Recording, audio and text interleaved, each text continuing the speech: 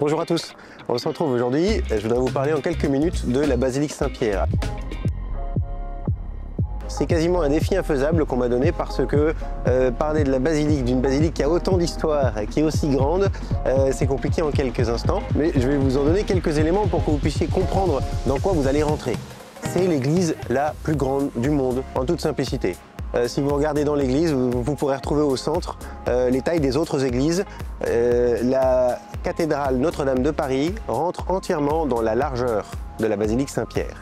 Alors comment en est-on arrivé là? Pourquoi est-ce qu'on a fait quelque chose de si grand et de si beau qui est un des chefs-d'œuvre de l'histoire de l'architecture? Il faut savoir que ce que vous avez devant les yeux n'a pas toujours été là. En réalité, lorsque Pierre meurt pendant les persécutions de Néron, on est en l'an 68 après Jésus-Christ. Vous savez, le fameux martyre de Pierre, où il dit « Je ne suis pas digne d'être crucifié comme le Seigneur », et alors il va être crucifié la tête en bas. Et historiquement, il semblerait que ce martyre ait eu lieu dans un cirque, c'est-à-dire un grand lieu de rassemblement où on pouvait faire des courses, on pouvait faire pas mal de choses. Et ce cirque, c'est le cirque qu'on appelait le cirque du Vatican.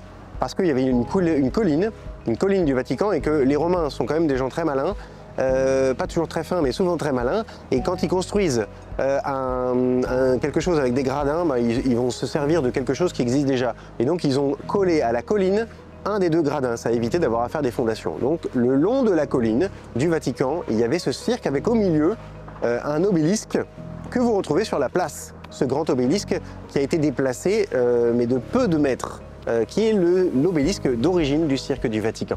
Et alors Pierre aurait été martyrisé juste ici et enterré dans les cimetières vraiment à côté. C'était à l'époque une colline pas très habitée.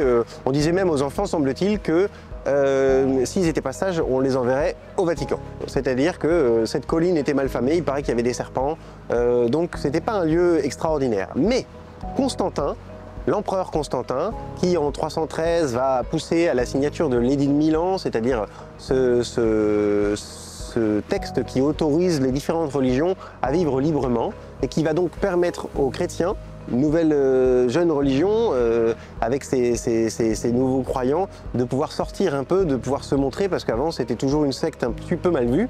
Et bien à partir de 313, on va pouvoir commencer à construire des églises, et Constantin, peut-être encouragé par sa maman, Sainte Hélène, va se dire il faut que je construise quelque chose pour les quelques grands lieux du christianisme.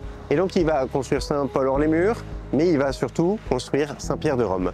Et alors Constantin se lance dans un travail de romain, excusez-moi l'expression, pour construire sur cette colline, donc c'est pas très droit, une basilique relativement importante. Plus petite que celle d'aujourd'hui, mais relativement importante. C'est-à-dire qu'il va raser une partie de la colline, il va combler l'autre partie pour que ce soit droit, et il va essayer de construire l'autel que vous verrez en entrant dans la basilique. Il va essayer de construire cet autel précisément sur l'emplacement où on fait mémoire de la tombe de Pierre. Puisqu'il y avait déjà quelque chose, il y avait déjà un petit trophée, enfin un petit mausolée où on se disait tiens, Pierre est peut-être enterré là. Il va construire une première basilique et la basilique au Moyen-Âge sera en tel mauvais état qu'ils vont se dire il faut construire quelque chose qui soit beaucoup plus digne.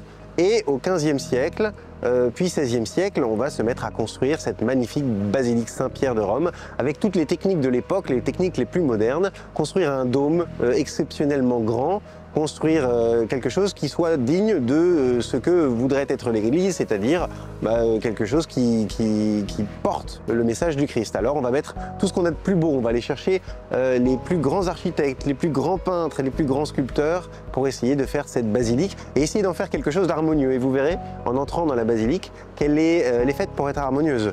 Les statues, par exemple, qui sont sur la première partie, au premier étage, elles font 3 mètres de haut. C'est colossal.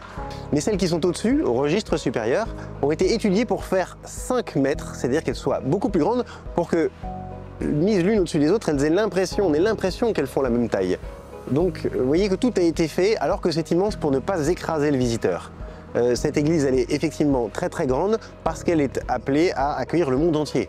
C'est ça, c'est un peu le cœur de l'église, la basilique Saint-Pierre. C'est le lieu où se font toutes les grandes, très grandes célébrations. Il y a quelque chose qui dit que l'origine de l'église vient de Pierre et de cette mission qui a été confiée par Jésus. C'est pour ça qu'on vient à visiter Saint-Pierre. Il y a beaucoup de monuments, il y a beaucoup de choses. Vous verrez la fameuse Pietà de Michel-Ange tout de suite à droite. Vous pourrez vous arrêter et regarder un petit peu ce que vous disent les guides sur cette Pietà de Michel-Ange, qui est un des chefs-d'œuvre de la sculpture, peut-être l'une des sculptures les plus connues du monde entier. Exceptionnelle, on peut dire beaucoup de choses à la fois sur la technique et puis sur la foi aussi, qui a conduit au dessin, puis à la sculpture de cette Pietà, c'est-à-dire de cette Vierge Marie qui tient son fils mort après la descente de la croix. Vous verrez plein de chapelles, vous verrez des témoignages de la vie de nombreux papes, parfois édifiants, parfois moins, mais vous avez surtout, sous vos pieds, tous ceux qui ont donné leur vie pour l'Église et aussi le grand chemin de l'Église qui est appelé à se mettre à la suite du Christ. Alors vous verrez que selon les époques, la suite du Christ, c'est pas toujours les mêmes défis, c'est pas toujours les mêmes aventures. Il y en a qui voient les choses en grand et puis d'autres qui disent justement suivre le Christ c'est plus petit. Il n'y en a pas vraiment un qui a raison et l'autre qui a tort. Ça dépend des époques, ça dépend des défis des temps. Ce qui est sûr, c'est que en entrant dans cette basilique, vous pouvez vous sentir petit et humble et en même temps fier de faire partie de cette grande église. Parce qu'en poussant les portes de Saint-Pierre de Rome, vous êtes chez vous. C'est notre église, c'est la basilique de Saint-Pierre, le simple Saint-Pierre, à qui on a voulu rendre hommage, mais les plus pauvres du monde sont aussi chez eux ici. Vous voyez? Et c'est ça qui est très beau, c'est que n'importe quel chrétien, qu'il ait beaucoup de sous sur lui ou qu'il n'ait pas grand-chose, à Saint-Pierre, c'est son palais, c'est son église et il y a sa place lorsqu'il y a une grande célébration. En tout cas, on essaye de pousser les murs pour mettre beaucoup de monde. Vous voyez, il se passe là-dedans les canonisations, il se passe ici tellement de choses de la vie de l'Église. Le pape y célèbre régulièrement et c'est ici que se passent les éléments essentiels de cette Église que nous formons. Alors en entrant là, vous pouvez sentir le poids de l'histoire, vous pouvez sentir le poids de la beauté de tout ce qui y est et puis tout simplement vous mettre en prière. Il y a quelques endroits où vous pourrez trouver où on peut être plus au calme, où il n'est pas autorisé de faire des photos, il est simplement autorisé de venir prier et ça c'est extraordinaire. Petit tips, c'est sur la droite, vous avez la chapelle du Saint-Sacrement et venez vous y recueillir. Parce qu'en fait, faire des photos, voir des trucs les plus grands du monde ou les plus machins du monde, c'est pas le plus important.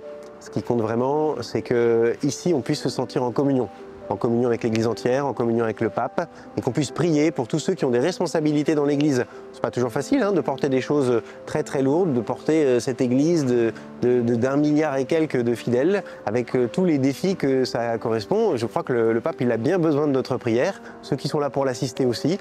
Alors on peut s'arrêter un instant et puis voilà, remettre toutes ces personnes entre les mains du Père pour qu'il envoie bien son esprit et que ce soit toujours son esprit qui guide les grandes décisions de notre Église. Et puis évidemment en sortant, vous aurez cette grande place qui ouvre les bras comme si elle devait englober le monde et qui nous rappelle que l'Église elle n'est pas faite pour ceux qui sont déjà baptisés ou en tout cas elle n'est pas faite que pour eux, elle est faite pour qu'il y ait encore d'autres personnes parce que beaucoup de gens sont invités, sont appelés à faire partie de l'Église, vous lèverez les yeux et vous verrez tous ces saints qui sont tout au-dessus des colonnades, qui sont exceptionnels, ils sont plusieurs centaines. Ils rappellent que en fait, la sainteté, c'est pas quelque chose d'uniforme et qu'on a tous notre place dans cet appel à la sainteté. Donc toi aussi, tu es appelé à devenir saint. En entrant dans cette place, ça te le rappelle. Et puis maintenant, en route. Merci d'avoir écouté jusqu'au bout. On se retrouve sur les réseaux sociaux pour suivre l'aventure ensemble. Kristen Lille, la pastojeune du diocèse.